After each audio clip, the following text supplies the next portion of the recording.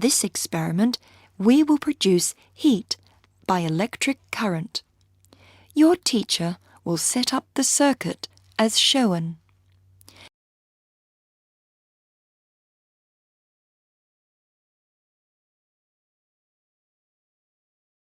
Switch on the power supply.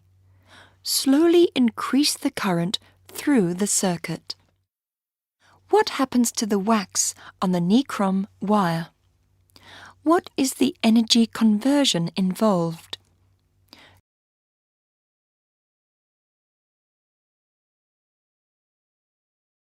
Continue to increase the current through the circuit. What happens to the nichrome wire now?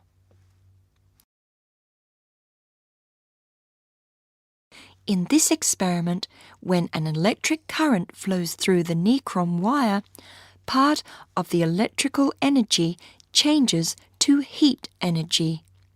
Therefore, the wire becomes hot and it causes the wax to melt.